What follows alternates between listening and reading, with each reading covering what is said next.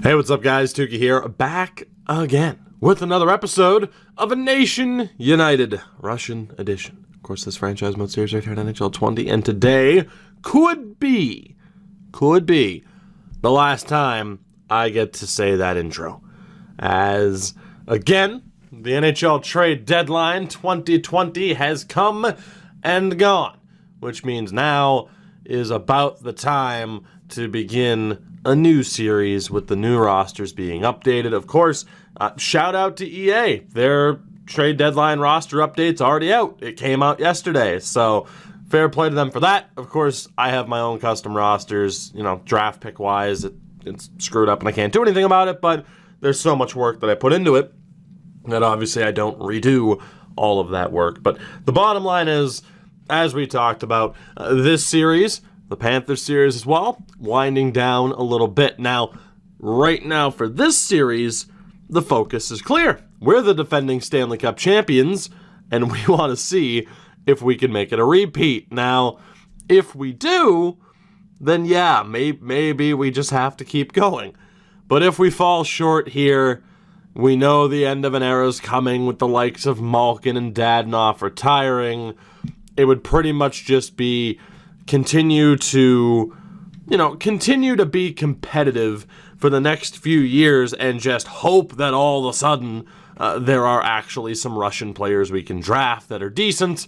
Otherwise, it would be, well, we're screwed.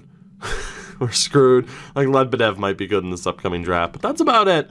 Otherwise, it'd be we're screwed once our current core were to, get a little bit up there in age. So, speaking of that core, this is the team that, of course, won the Stanley Cup last year and that won the President's Trophy this year. And again, what a team it is. We might have to do some mixing and matching, some swapping around as we had to do last year to really spark the team. But I have full confidence in this squad. Why would I not? Which means we're probably going to lose. Last year, I doubted them all the way to glory. So this year, yeah, they'll probably get swept in the first round now that I have faith and confidence in them. We'll see what happens. Why Alexiev's down to a 79, I'm not sure. It might just be morale due to him not playing. Management, yeah, he's not happy about his line time. Yeah, ice time. Okay, Alex, well, here's the thing. You did incredibly well for us at times. You're not on the penalty kill. Let's take Romanov out and get Alexiev in on the penalty kill, and that will hopefully cheer him up just a little bit as we go through the postseason. But again, he has been great for us this year. And then, of course, Yaroslav Askarov. Always great to see a legitimate number one goalie, the best goaltender in the league, actually play like it. I know. It's a foreign concept. But like I said with this team, again, we're going to continue to be competitive. Kaprizov at 29, Kravtsov, Svechnikov at 27. Barbashev's now, in his early 30s, but Michkov's 22. But, Tarasenko, Malkin, Dadonov, these are players that will probably, again, be leaving at the end of this season, perhaps. I mean, Tarasenko could retire. I'd expect the latter two to retire. But for the most part, the roster would be fine. But in terms of any help along the way, aside from who we've already drafted with the likes of Morozov, and then again, like Altar Mamakian and Marchenko, they're there, but there isn't that much help on the horizon for this team. So I don't want to say it's a now or never approach, but kind of. And I think ultimately, if we do lose here today, this will be the finale of the series. Of course, we will find out if anyone makes it to the old Channel Hall of Fame, as, neither this series or the Panthers series has gone the distance, 40-plus episodes, but I think that's okay. Solid run. I mean, nothing about NHL 20 has really, I don't want to say gone according to plan, but it's like, just from the gates, the whole undrafted free agent to glory series that just didn't pan out, that changed up the plans and the timeline that I had. So to answer your question, as of this exact second, do I know what series are coming next? Maybe I do, maybe I don't. Maybe I do, maybe I don't. I did not mean to hit back there, but again, a reminder, we are playing the Buffalo Sabres in the first round. Let's take a look at what we are up against, shall we? Shall we? This is the team. Anders Bjork. Of course, these stats would have been from last year, so they're irrelevant. Jack Eichel, now 30 years old, and Casey Middlestat. That's a solid top line. Sam Reinhart, Dan. Okay, we've been over this before. I guess it's Aiden, but come on. Does anyone know an Aiden who spells their name like this? His name's a Dan Mullen. 7th overall pick in 2023. Dryden Hunt, also on that second line. Third line is Victor Olofsson, Michael Rasmussen, and Marcus Davidson. Son. Fourth line of Jeff Skinner. Oh, God, he's still on that contract, too. Final year of that contract, though. Oh, boy. Barclay Goodrow. And that's, excuse me, that's Mr. First Round pick, Barclay Goodrow. And Anthony Richard. It might be Richard. I'm not sure. It's a decent team. It might even be a good team. It's not bad. The third line's really good, and then Jeff Skinner being on the fourth line's hilarious. Are we better? I mean, I'd like to think so, but that might just be biased. Defensively, it's a pretty close battle. Rasmus Dahlin, Rasmus Ristolainen, Ryan Johnson, Henry Jokiharju, Dylan DeMello, and Brandon Montour. The goaltender, it's going to be Luukkonen, right? Yeah, it is. Ukko-Pekka Luukkonen, 86 overall. Was horrible in the playoffs for them last year, was okay in the regular season. He's been their starter now for the past 5 seasons, as Olaf Lindbaum is the backup. Healthy scratches of Nick Leddy and Jake Decision. All in all, do we have the advantage here as defending champs? I don't know. I genuinely don't, but like I said, this time out, I'm confident in the team. We do have the edge on offense. They have the slight edge on defense. I'd say that's about right. It's probably even if Alexiev has positive morale, if I had to guess. But regardless, I have confidence in this team. I have faith that this team can get the job done, which means, again, we are probably due for a horrible disappointment to end our tenure at the head of this Russian team. But there's only one way to find out. It is Game 1, Round 1, against the Buffalo Sabres. Can the Russians find a way to work their way back to a cup final? How can they find their way back to the second round? We're going to find out. First period is scoreless. Shots were up there for both sides. Second period, and now the goals are up there. 24 shots apiece. Anders Bjork gets the opening goal. Dadonov scores shorthanded. Tarasenko scores on the power play. Special teams advantage to the Dynamo thus far. 24 shots apiece, 2-1 on the board. We go to the third. Another goal for us would be very, very welcome, just to take some of that pressure off. And ask and you shall receive. Matvei Michkov. The one thing that always sucks about a series, if you don't go the full 25 years, as we successfully kill off that penalty, easy for me to say. Can we do it again? Yes, we can. One thing that sucks when you don't go the full 25 years with every series is that eventually you'll end up with a player like Michkov where it's like, I want to see how good he's going to be. And we probably won't find out. But ultimately, we take Game 1 by the score of 3-1. 3 unanswered goals. Great game for the Blues boys. And Tarasenko and Barbashev. Askarov was tremendous. And the Russians take Game 1 at home. Again, we were dominant on home ice up to the Stanley Cup final last year. Not a great game for the top line. But ultimately, we did the deal. Now, okay, no. Askarov was still up there. Is he hurt? Oh, God, if he's hurt. Shesterkin did great in relief. Is Askarov hurt? He's not, okay. Was it like a momentary injury, I guess? That's okay. He's fine. That's good. We avoid disaster there. Although that's why we would have brought Shesterkin back in. It's just in case of injury. So, thankfully, everything went well. We win Game 1. Our starting goaltender isn't injured. All is right with the world. Game 2. Let's see if we can keep the pressure on. First period, 1-0 Dynamo. It's Volkov with the goal. Again, he's had a very good season for us. 14 shots to 5. That's a tremendous start. Second period, scoreless. 25 shots to 16. I'm a little bit worried that we're only up by 1.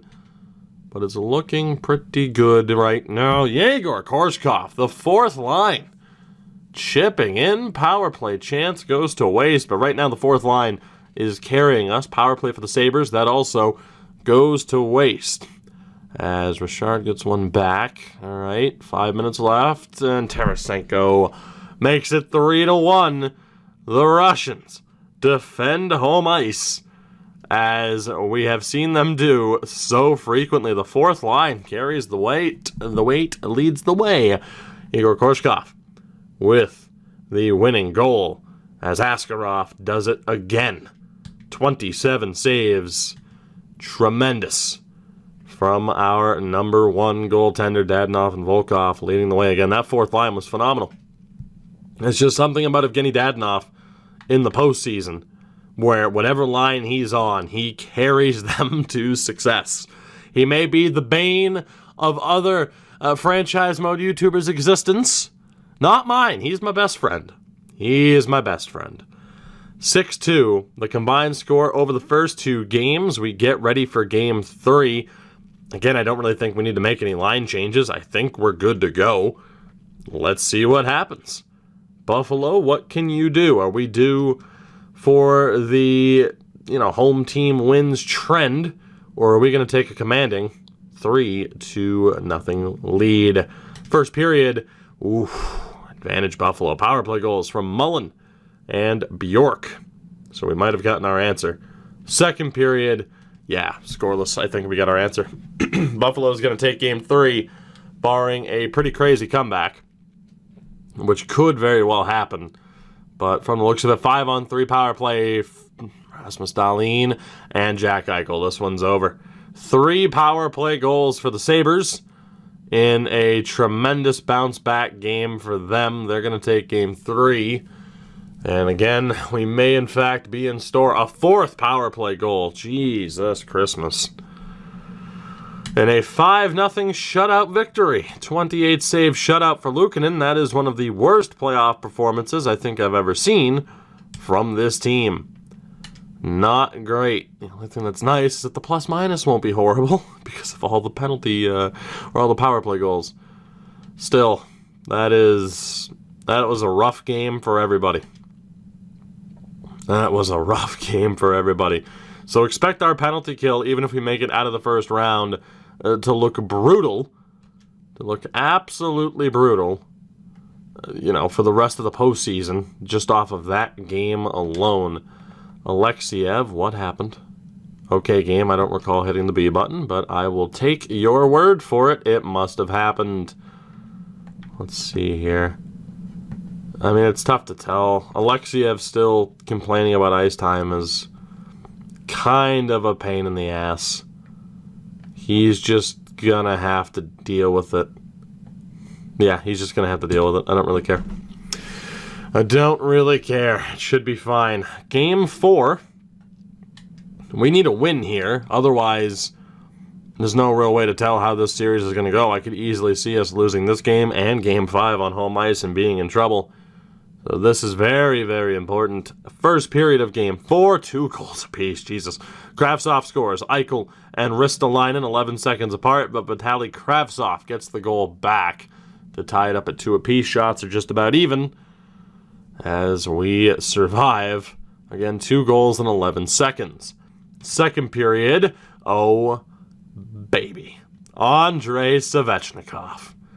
The trade for him at first looked like it may have been a mistake, but then we put him on different lines, we put him back to being a playmaker, and he has not looked back. What a playoff performer. We have the 4-2 lead heading into the third period. The question now is whether or not we can hold on, and if we do, we have a chance to win it in, 5 games. I don't want to jinx it, and see that's why, because Casey Middlestat just scored on the power play. Now the power play for the Sabres. Our penalty kill is garbage right now, and as a result, this game is tied. Are we going to overtime? Are we going to overtime? No, we're not. Shakir. Clear my throat like a professional. Shakir Mukhamadullin. Mukhamadullin, which is Russian for the Dulin. 5-4 victory. In Game 4, we survive a scare after giving up 2 power play goals to Casey Middlestat in that third period. And as a result, we are up 3-1. In this series, the opportunity to end it in Game 5 on home ice. What a performance from the top line. Leading the way for us, Sergachev and Provorov were solid. The third line has struggled so far. And that was not Yaroslav Askarov's best game by any stretch of the imagination. But a win is a win, and a 3-1 series lead is a 3-1 series lead. So right now, all is well in Dynamo land. We have 3 opportunities to end this series and punch our tickets back to the second round. Yeah, that third line's been off. I don't know what exactly I'd prefer to do. Unfortunately, I think it's Medvedov. I mean, that fourth line's been pretty good. The fourth line's been pretty damn good, but I think it's obvious. Again, we'll switch Dadonov and bump Medvedov down to the fourth line, which is exactly what we did last year. And it worked out so tremendously well for us. Of course, last year the third line was Dadonov, Kavanov, Michkov, and we could very well see that combination again. And then, of course, second line, it would be Svechnikov, Malkin, Tarasenko. Or actually, no, it was Svechnikov, Barbashev, Malkin. And it was Tarasenko, Kravtsov, Kaprizov. So the combinations are certainly there, if need be.